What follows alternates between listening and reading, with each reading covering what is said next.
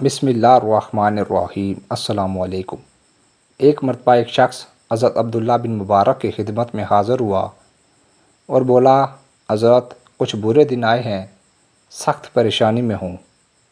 قرض لے کر گھر کا نظام چلا لیتا تھا، اب یہ بھی مشکل نظر آتا ہے کیونکہ قرض بہت بڑھ گیا ہے۔ عبداللہ بن مبارک نے کہا، کوئی بات نہیں، اللہ پر بھروسہ رکھو اور روزگار کی تلاش میں رہو۔ فی الحال میرا یہ پرچہ لے جاؤ، میرے معتمد کو دے دینا۔ وہ صاحب پرچہ لے کر معتمد کے پاس پہنچے، اسے پرچہ دیا۔ اس نے پرچہ کھولا تو دیکھا کہ اس میں خاصی بڑی رقم دینے کی ہدایت تھی۔ معتمد نے ویسے ہی پوچھا، جناب کتنی رقم کی آپ کو ضرورت ہے؟ اس اللہ کے نیک بندے نے کہا، 700 درہم کا قرض ہے۔ اس کا ذکر میں نے عبداللہ بن مبارک سے کیا تھا۔ کیوں انہوں نے یہ رقم دینے کے لیے تمہیں لکھا ہے؟ اس نے کہا، ہاں، مگر تم ذرا میرا یہ پرچہ انہیں لے جا کر دینا، رقم تمہیں مل جائے گی۔ وہ پریشان حال اللہ کا بندہ معتمد کا پرچہ لے کر پھر ابن مبارک کے پاس پہنچا۔ پرچہ پڑھ کر ابن مبارک کو بڑی تکلیف ہوئی۔ معتمد نے پوچھا تھا، یہ شخص 700 درہم کا مقروض ہے اور آپ نے اسے 7000 درہم دینے کو لکھا ہے، کہیں لکھنے میں کچھ غلطی تو نہیں ہوئی؟ عبداللہ بن مبارک بہت بڑے محدث تھے۔ انہیں حضرت صلی اللہ علیہ وآلہ وسلم کی ایک ایک سنت یاد تھی۔ جو رزق اللہ نے دیا تھا وہ اس میں سے بڑی رقم اللہ کے ضرورت مند بندوں پر خرچ کرنا چاہتے تھے۔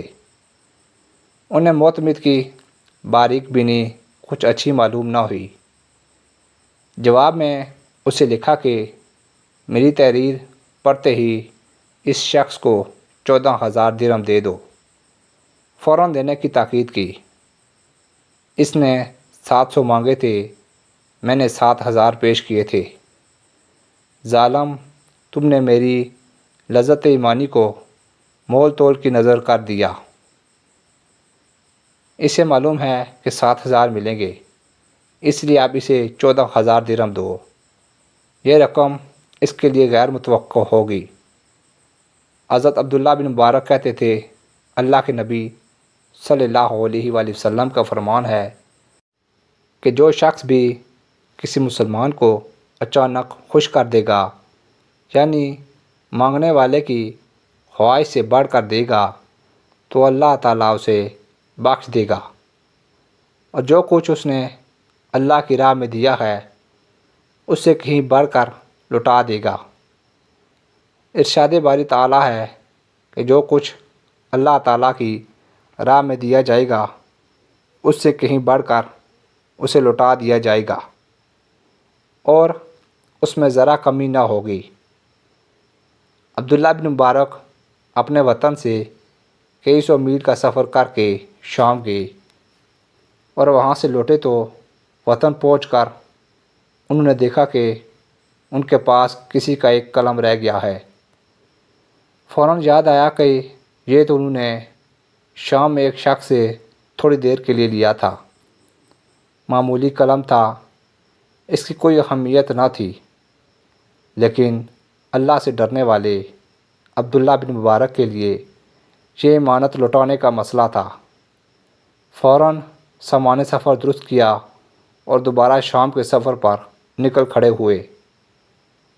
مہینوں راہ چل کر وہاں پہنچے، اس شخص کو ڈھونڈا، وہ مل گیا تو قلم اس کے حوالے کر کے معذرت کی کہ لوٹانے میں دیر ہو گئی، غلطی سے یہ ان کے ساتھ چلا گیا تھا۔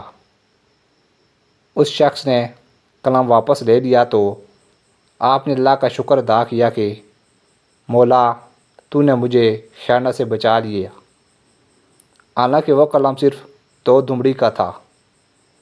سورۃ النساء میں قادر مطلق کا ارشاد ہے کہ اللہ رب العزت تم کو حکم دیتا ہے کہ امانت والوں کی امانتیں ان کے حوالے کر دو۔